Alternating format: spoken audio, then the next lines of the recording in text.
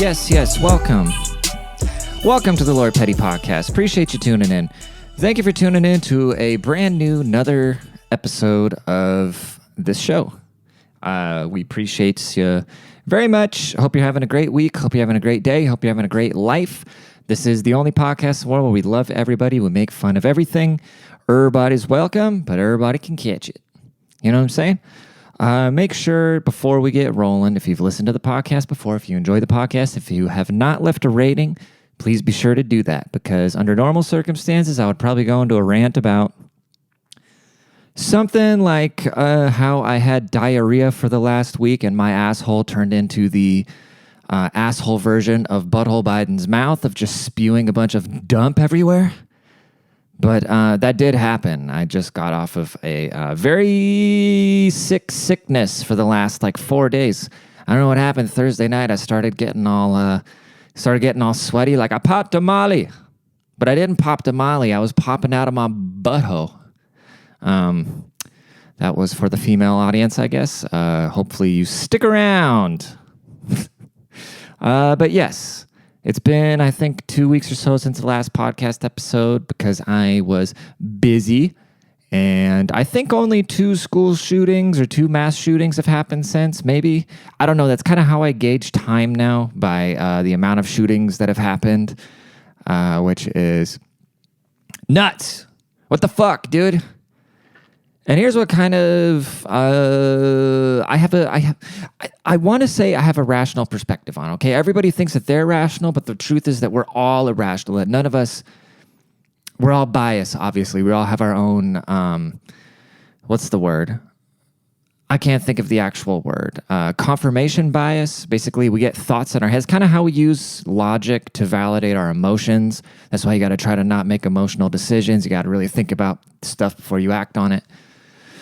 But then when we have strong opinions and feelings about stuff, what we'll do is we will make up our mind about it, and then we'll try to go find the information that confirms what we already believe, and what that is called a confirmation bias.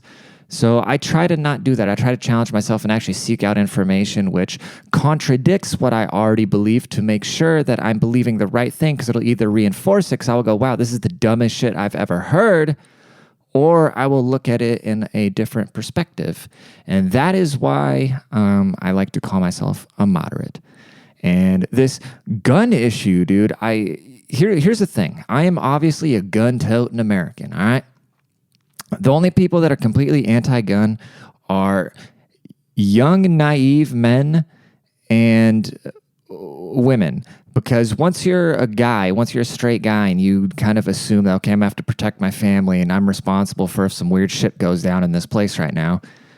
Once you've met enough crazy men throughout your life, where you realize, I definitely want to have a gun. Because there are some crazy ass people out here. Because how am I going to protect myself and the people that I care about without it? Okay? Because the people that are like, oh, take all the guns. Like, it's just as stupid as then you get the way over the top gun nut that goes, yeah, you're going to infringe on my rights. My 16-year-old needs a fucking MG42 with a fucking belt drive. And I don't know if a belt drive is what you call all the bullets on the belt. I don't know. I could have said a drum with 100 rounds. Who cares? You know what I'm trying to say. So I don't understand. Like, you already have to be 21 to buy a pistol anyways, right? You got to be 21 to buy a Dylan Mulvaney beer. You got to be 21 to rent a car. Why the fuck can you buy an assault weapon at 18? And when I say assault weapon, I don't need the lecture. I understand, but let's just say assault weapon because we all know what they're talking about, okay? If you just simply raised the age of those type of guns, because you hear about these 18-year-olds shooting up their schools, if they can't just go online and then order a rifle, say, oh, a bunch of these shootings happen with pistols and shotguns. Sure. I also jerk off with my left hand when my right hand's broken, but usually I use my right hand. And usually what you're hearing statistically, a lot of times people are buying AR-15s and they're shooting the fuck out of public places. And it's usually mentally ill people that are under 20 with shit going on at home. So they can just go on the internet and go and buy a rifle and go shoot the place the fuck up. So why the hell would we not just raise the gun and be like, oh, that's infringing red flag laws. So the fuck what, dude? That's what life is. That's what life is, compromise. We're like, oh, you can't give an inch. That's why your wives are leaving you. That's why you're getting fired at your job. You're probably the type of guy where it's like, oh, well, I'm going to let the boss get a piece of my mind. I'm not the type to just bend over and blah, blah, blah, blah, blah. You know what you do with your boss? You shake your head, you say yes, and you go do what you're going to do anyways. As long as it's not going to be do something stupid that's going to run the company into the ground or get you fired. People, dude, people have our egos. We got to let our egos down and make rational, not such emotional decisions and meet in the middle on things. That's where the left and the right, that's how it's supposed to work. The left is supposed to innovate, and the right is supposed to be the checks and balances. But the way it is now is that anything the right says, the left just shuts down and vice versa, yada, yada. I mean, who gives a fuck? Do I want some transvestite reading to my 3-year-old? Probably not. But also, I would hope I could tell my kid that, hey, if this fucking thing tries to touch you, tell me about it. Do something. I don't know, dude. It's gone off the rails, dude. It has gone off the rails where nobody wants to give an inch. We got trash like that Marjorie Taylor Greene just yelling at everybody. Then we got these dumb bitches like AOC just fucking yelling and getting everybody riled up. Then you ask people on the left, well, what is your solution? I don't know, something. So you're expecting these retards in government to come up with something? No. Don't bitch unless you have a solution. That is a universal thing about life. Don't be part of the problem. Be part of the solution. Am I the only one that grew up in a little redneck town where that was the thing, where you weren't allowed to bitch and snitch unless you had a fucking solution or somebody was going to get killed?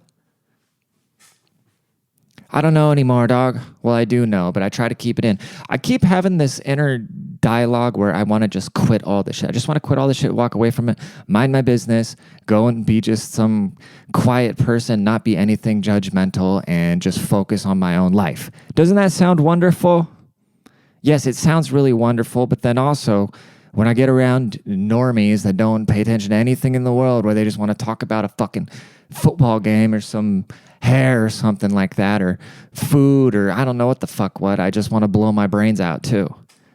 Like somebody asked me the other day, well, people ask me all the time, like, oh, what are your hobbies? What are you into? Like, what are you passionate about? It's like, I'm passionate about the unknown. That's what I'm passionate about. And I finally found a way to put that into words, because I always just felt like this boring person. Like when I have to fill out a fucking Tinder bio or some shit like that. It's like, how am I going to talk about myself? Because I'm not passionate about anything I didn't create. Like, I want to solve problems. I want to solve problems, and I want to discover things that haven't been discovered before. I want to say things that have never been said before. I want to be funny. I want to be innovative. I want to create. That's what I'm into. I'm into the things that I don't know if they exist yet, because I want to find them. It's like how Indiana Jones wants to go into a cave and find whatever the fuck he finds. I've actually never seen an Indiana Jones movie, but I want to find thoughts that have never been found before. I'm not passionate about people chasing a football around, or I guess I like watching cars drive around, but but I'm not passionate about it. I don't care at the end of the day. And if you're like that, just say that. If somebody says, "Oh, well, what are your passions? What are you into?" It's be like, "Well, I'm into the unknown." Sounds cool, I think. I don't know. But yeah, Trump was supposed to go to prison. He didn't go to prison. He was at UFC doing Big 45 things with Kid Rock, and that's some gangster ass shit. Am I ready for another Trump presidency? I could live without it, but I would take it over this butthole Biden shit going on and whatnot. I mean, he was there with that dumbass Kid Rock. Here's the thing. I would never, I don't really drink. Well, no, that's kind of a lie. I actually kind of like Bud Light. People got all worked up about this fucking beer can, right? It was like a limited release, couple cans. I think it was only actually one specific can that they sent to that Dylan Mulvaney person. And because I don't care, even though I know it's a dude, like if I met Zer in real life and was like, I'm a girl, please call me girl, I would just call her a woman, because I don't give a fuck. I got better shit to do than argue with this bitch about if she's a girl or guy or not. I don't give a shit. But I'm not going to bend my own reality, obviously, okay? But so they gave her, him, whatever, they gave them a can with its face on it, and all the conservatives started losing their fucking minds, which I get it. I don't want this shit shoved down my throat at all. But then you get Kid Rock coming out and he starts shooting Bud Light cans. And it's like, dude, how is that any different than the liberals having the black squares in their Instagram picture? Like, it's right-wing virtue signaling. And plus, when you're shooting the beer cans, what that signals to the idiots is that you want to shoot trans people. Because you have to know what kind of stupid you're dealing with. When you're dealing with like really stupid liberals, they don't know how to interpret things. They take everything at face value. Like, they have no sense of humor. They have no way of interpretation per se. They just take things, okay, this is what it is. You said this word, that's what it is. He's shooting beer cans. He wants to shoot trans people. No, I get what he's trying to do, but you got to assume other people are going to be too stupid. That's why I say you got to put the pills in the applesauce. So what he should have done and what everybody should have done is just stop buying it. Stop drinking it. It is kind of funny seeing the outrage, though, because you know, the way our culture's gone with all this woke shit is like putting previously marginalized, like for instance, white women, because white women are really marginalized in the United States. Okay, putting people in high positions that have never had them before. You know, it's not like anybody's saying we need more diversity in the fucking coal mine. But anyway, so they got for the first time, female VP head of marketing over at Bud Light. Okay, and she decided, oh, let's not make our beer so fratty anymore, and let's go put it into.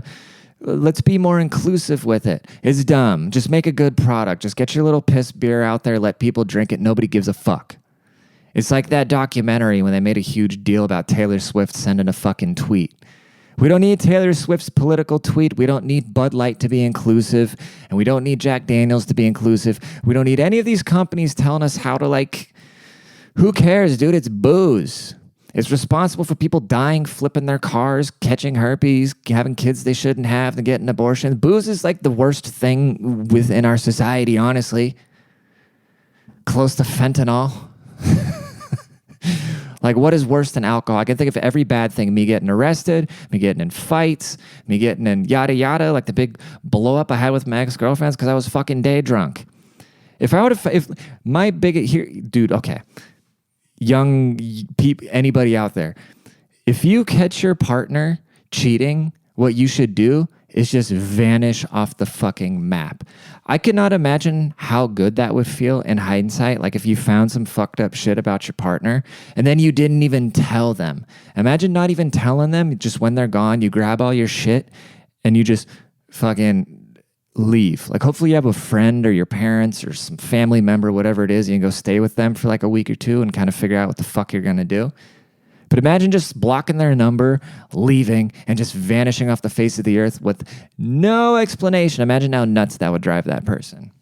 And that'd be hilarious versus fucking, like I see all these videos on TikTok, you know, people wanting to expose cheaters and they just kind of look like crazy people, even though they're not, because once you do that, it's like straight up PTSD cheating on somebody. Like it's like traumatizing to the person being cheated on. And so of course they're going to have an emotional big blow up reaction. But if you're listening to this podcast, if you ever get cheated on in the future, which statistically probably 80% of you will, just like 50% of your marriages won't work out.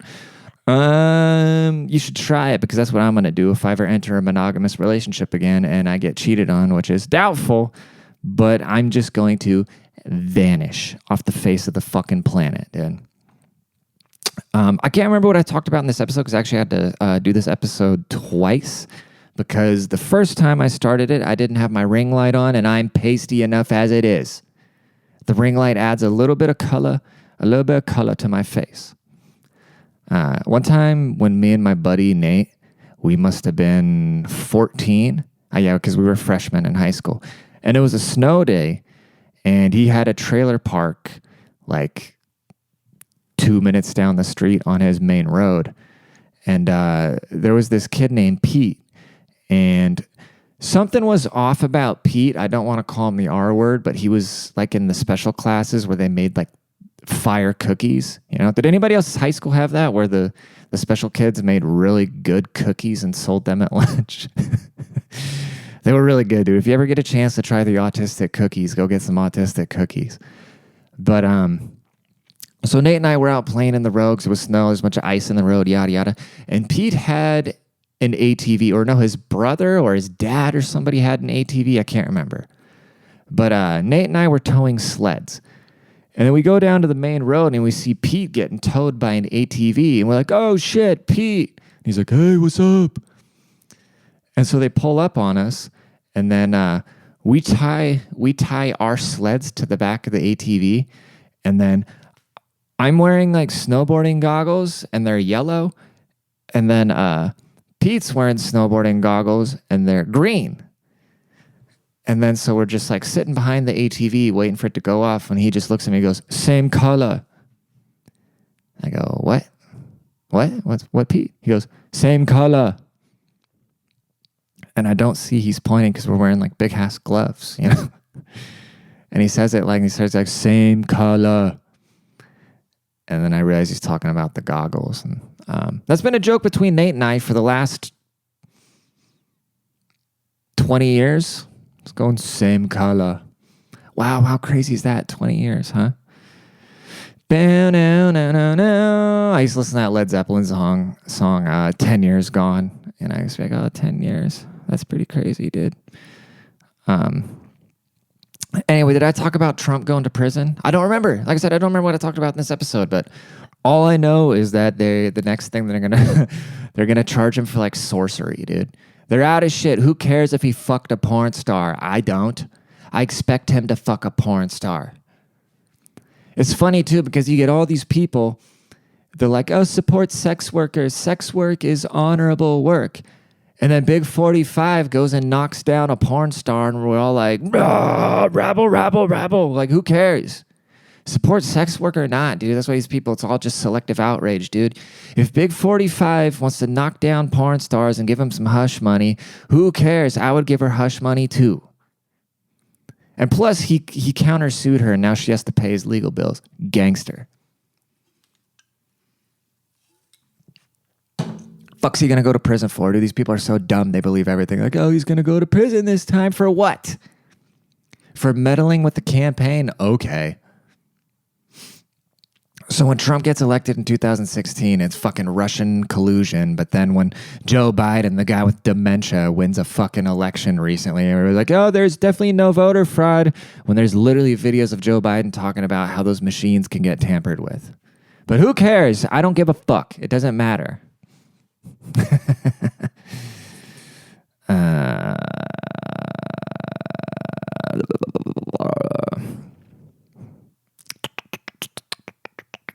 I'm trying to read my notes here and they make no sense, dude.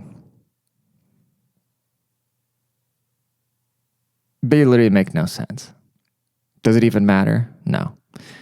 Here, I'll read them to you. Pho Kim Long. I guess there's a pho place called Pho Kim Long. And there's a dish called pho da bi. So I'm supposed pho da bi is like pho with everything in it. So I'm trying to go to Pho Kim Long and get some pho da bi. Let's keep moving. Girl playing guitar in elevator. I hate people trying to pump me up. Okay, I saw a video where an elevator got stuck, and this lady pulls out a guitar and just like, let's make this fun, guys. Let's make this a positive bonding experience. Make sure to film me and put it on YouTube. She probably had her friend cut the elevator cable because everybody's desperate for that viral moment now. We can't just have viral moments like little David in the car after the dentist. We need somebody to cut off the power in an elevator and some bitch to start playing Wagon Wheel. I don't like when people try to cheer me up, let me be pissed off for 20 seconds. And I don't like when people try to amp me up. That's why I don't like DJs be like, hey, if you're lit, get your fucking hands in the air, blah, blah, blah, wah, wah, wah. I don't like it. Or when you go to a sports game, it's like every down, they want to like, clap your hands, everybody make some noise, look at the Jumbotron, here's some cars racing. Like, can I just get like 30 seconds? 30 seconds of just like, I don't need constant stimulation, dude. If I'm stuck in an elevator, it's fine. Let me process what is happening. Let me think about how, that's the mindset of these. If the elevator gets stuck, let me think about how to get the fuck out of this elevator and what our best options are. I'd be like, oh my God, the elevator's stuck. Let's make the best out of this until we get rescued. And that's people's mindset that they're going to get rescued. I'd be trying to get the fuck out of the elevator. Thinking of something, be like, hey, does anybody have cell phone service? Does anybody have anything? Anyways, Next one, quote, I took a Viagra. I got an hour. The story behind that is that I work with a guy named Travis who is divorced and had a 5-year dry spell. I swear, every job I ever have, there's always a guy that has a bad divorce story and a long-ass dry spell where then he's just cursed afterwards. Shout outs to Andy. But he recently got some new girlfriend, and I think she was kind of yanking his chain, but I feel pretty neutral about it because I don't know her, so I don't know if... if you go through a 5-year dry spell, you might be kind of weird. It might be kind of clingy. So basically, he broke up with her for whatever reason, none of my business. He said, I'm done with women. I'm done dating women. I'm just going to take a Viagra and go and sit at the bar and then tell women passing by, I took a Viagra. I have an hour. Are you in or are you out? And I told him that's probably not going to work. I fried my mind earlier, dude. I fried my mind earlier because I saw some shit that I wasn't ready to see. I follow this fucked up Facebook group that's called like Women Overestimating Their Value. It's these girls that are like 35 with 3 kids, and their Tinder bios are like, you must make 100,000, you must be 6 feet tall, you must be charming, you must be able to watch my kids, love dogs, blah, blah, blah, blah, blah, take me out to dinner. And, it's just a bunch of posts like that. And somebody posted a picture of this chick named Lisa Sparks. And Lisa Sparks holds the record for the most amount of penetration in one day. And it was 919 people. And so with my curious mind, all I could think about was, how is that possible? How do you have sex with 909? Where do you even find 919 people? I have like 4 friends, and I think I work at a Fortune 500 company, and the site I work at probably has 1,000. I don't know. Maybe there's more than 1,000 people. I don't know. But how do you find 919 guys with a hard penis to penetrate? And how do you do that in a day? I don't know, but so this is where my mind started going, and I found out the answers to these things because I went and looked it up. And when I was watching it, it's not like I was aroused by it by any means, but I'm watching this thing, and I just felt like another layer of my innocence that I didn't even know existed being stripped away. I thought I lost that shit in high school by just like watching chicks squirt milk out of their pussies and shit, I had this friend named Jordan who was always showing us weird porno. He'd be like, oh, you guys want to see something? He had this laugh. He'd be like, just some chick like rubbing peanut butter on her pussy and like having a dog lick it off and shit like that, which is disturbing enough. But then when I'm sitting there by myself in my room with the blinds closed watching some chick fuck 900 guys, it took its toll on me, dude. And I don't know what to do after that. I think I'm going to like forever cut out pornography. I've already cut out alcohol, dude. I hope it was this podcast where I went on the alcohol rant. Alcohol is a very bad thing. Everything bad in my life that's ever happened has been because of alcohol. And I don't even drink that much, dude. But, yeah. I don't know. Oh, the last one I have is before a divorce, identify as a woman, because usually all the divorce laws go in the woman's favor, and that's just a tongue-in-cheek, transphobic-ass joke, and I'm ashamed of myself. I'm not really, I'm just kidding. But anyways, folks, that is 23 minutes of podcasts, and I vowed to keep this podcast under 20 minutes because that's the average car commute. That's the average attention span, and I don't want to steal your attention for any longer. If you want some mo, if you boy, go and buy my book, The Petty Principles. It's available on Amazon. The audiobook is available on wherever you get audiobooks. Go and get the audiobook, and you can hear me read my own book, I guess. Go and get some merch. Go buy it out of my Instagram card. I think it's cheaper than the website because I think Instagram covers a lot of the fees. So, anyways, y'all take care of yourselves. Please leave a rating, okay? Please leave a rating. I should have done that at the beginning of the episode, but it doesn't matter. We got 30 seconds to 25 minutes. Do we want to keep drawing this out? Let's keep drawing this out and make it really awkward. Let's have dead air. There I said don't have dead air on a... I'm just kidding, dude. Fuck y'all. Have a great day. Love you. See you next week. Peace.